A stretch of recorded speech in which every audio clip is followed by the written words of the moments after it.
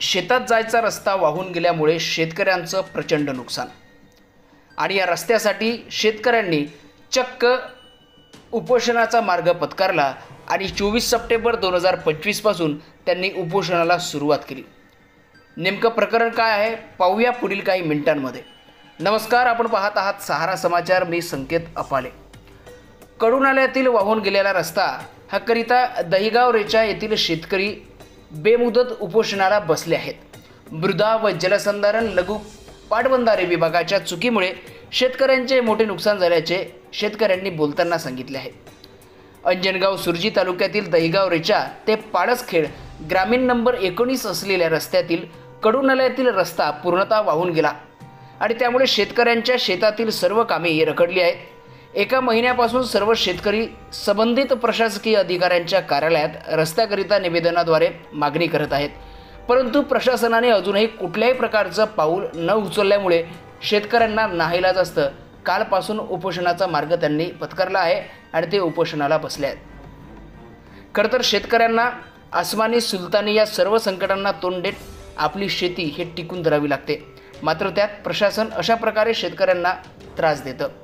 सविस्तर वृत्त असे आहे की दहिगाव रेचा ते पळसखेडा पांदन रस्त्यावरील कडूनाल्यात मृदा व जलसंधारण लघु पाटबंधारे विभागाच्या वतीने रस्त्याच्या कडेला कडूनाल्याचे खोलीकरण करण्यात आले। रस्त्याच्या लगतच खोलीकरण केले तर दुसऱ्या बाजूला कोल्हापुरी बंधारा बांधण्यात आला। त्यामुळे रहदारी मुख्य रस्ता हा नाल्यात आलेल्या पुरामुळे दिनांक 27 ऑगस्ट 2025 रोजी वाहून गेला आणि शेतकऱ्यांना शेतात जाण्याकरिता खोल दरी पडल्याने शेतातील सर्व कामे बंद पडली।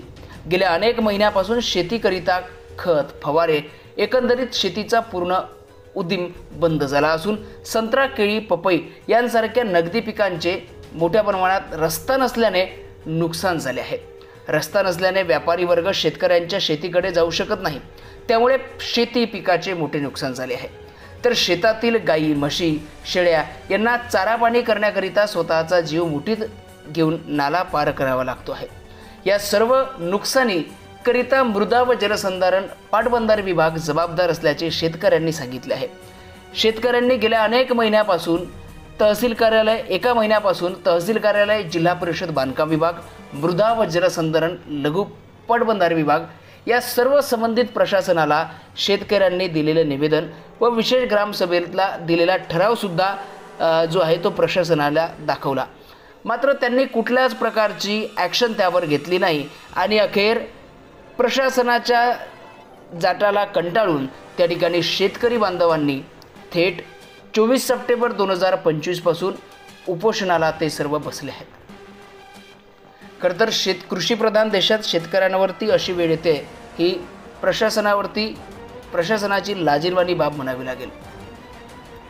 पाहूया सहारा समाचारचा पुढील आढावा। रेडी गेल्या 1 महिन्यापासून इथून हा रस्ता वाहून गेला। हा रस्ता वाहून गेला तर प्रशासनाला अजूनही काही चव नाही। आम्ही यायला बार विनंती केली पण यायला अजूनही काही चव आला नाही। शेवटी मी अति वाहून चाललो होतो, आम्ही दोघंजणं वाहून चाललो होतो, तरी आम्ही वाचलो दोघंजणं त्या नागोबाच्या कृपेनं। आता आम्ही शेवटी हे कोणी आमचं ऐकायला तयार नाही म्हणून आम्ही आमच्या अति उपोषणाला बसलो। आमचा कोण आहे मायबाप? तर आम्हाला या नदीचा रस्त्याचा मायबाप तर पास लागेल कोण कुठं आहे तर, तरी या प्रशासनाला काही अजून चव आला नाही। आज दिनांक 24/9/2025 रोजी इथे दहिगाव रेचा ते पळसखेड पांदन रस्त्यासाठी आमरण उपोषण चालू आहे। याचे कारण असे आहे की गेल्या 1 महिन्याआधी या पावसाच्या पुरामुळे हा रस्ता वाहून गेला आणि 1 महिन्यापासून सर्व शेतकरी प्रशासनाला निवेदन देऊन विनंती करत होते की या रस्त्यावर काहीतरी मार्ग काढावा। शेतकऱ्यांचे शेतीचे कामे बंद पडलेले आहेत, त्याची कामे सुरळीत करावी, हा रस्ता सुरळीत करावा। वारंवार विनंत्या केल्या, परंतु प्रशासनाने कोणतीही दखल यावर गेल्या 1 महिन्यापासून घेतलेली नाही। नाईलाजास्तव आज सर्व उपोषणकर्ता आणि त्यांचे सर्व सहकारी शेतकरी यांना नाईलाजास्तव आज उपोषणकर्ता श्री संजय पंजाबराव पारे यांच्यासोबत राहून त्यांना सहकार्य करत या रस्त्याविषयी मार्ग काढण्याचा या आमरण उपोषणाचा आमचा हा एक मुख्य उद्देश आहे। त्यामुळे लवकरात लवकर प्रशासनाने या वाहून गेलेल्या रस्त्यासंबंधी तात्काळ मार्ग काढावा, जो काय प्रश्न असतील ते शेतकऱ्यांचे सर्व सोडवावे आणि जो इथं शेतमाल जो अटकलेला आहे, जसे नगदी पिके आहे, संत्रा आहे, केळी आहे, पपई आहे, सोयाबीन, तूर, जे सर्व पिकं अडकलेले आहेत यांचं हे पिकांचं फार मोठं नुकसान होतं आहे, शेतकऱ्यांचं आर्थिक नुकसान होतं आहे. तरी लवकरात लवकर शासनाने यावर मार्ग काढावा आणि जोपर्यंत प्रशासन यावर मार्ग काढत नाही, पूर्णतः हे काम चालू करत नाही, तोपर्यंत हे आमरण उपोषण बेमुदत चालू राहणार आहे. ते उपोषण करताना त्यांना यश प्राप्त करू अशी प्रार्थना करतो आणि माझ्या भाषणाला सुरुवात करतो. कारण शेतकऱ्याचा वाली या जगात कोणी राहिलेला नाही असं वाटते. शेतकऱ्याचा आधार कोणी राहिला नाही, शेतकरी सर्वांचा आधार करत आहे, मात्र त्याला आधार देणारा कोणी नाही असं वाटत आहे. 1 महिना झाला, पहिला पूर जेव्हा आला तेव्हा ही नदी आमची वाहून गेली आणि तेही कोणत्या तरी शासनाच्या आपण जे चांगलं करायला गेले की काय वाईट करायला गेले हे कळलं नाही. इकडे नाला खोल झाला, इकडे बंधारा बांधला गेला, मधातला रस्ता वाहून गेला. आता आपण चांगलं करायला गेलो, नाला खोल केला, पण त्याचे दुष्परिणाम या शेतकऱ्यांना भोगावं लागत आहेत. असो, पण तरी त्या रस्त्याची जर आपण तर चौकशी केली असती किंवा तो रस्ता पूर्ववत व्यवस्थित करून दिला असता, किंवा याचे शेतकऱ्याचे पुढे हाल काय होतील. शेतीचं पीक आहे, संत्रा आहे, केळी आहे, भरपूर असं मोठं उत्पादन आहे, आमचे नगदी पिकं आहेत. या नगदी पिकालाही डावलून आपण असेल तर झालो तर शेतकऱ्यांना काय खावं, उद्याच्या उपासमारीला आताच आमचे लेकरं बाळं उपाशी मारावं की काय करावं. वंध्यत्व हा काही खूप मोठा आजार नाही. होय, वंध्यत्वावर मात करणे आता सहज शक्य आहे. आधुनिक वैद्यकीय उपचार आणि सहाय्यक प्रजनन तंत्रांमुळे अनेक जोडप्यांना गर्भधारणा करणे शक्य झाले आहे. वंध्यत्वावर मात करणे शक्य आहे का? होय, अनेक आधुनिक उपचार जसे की IUI, IVF, ICSI या सर्व नवीन वैद्यकीय तंत्रज्ञानामुळे वंध्यत्वावर मात करणे आता सहज शक्य झालेले आहे.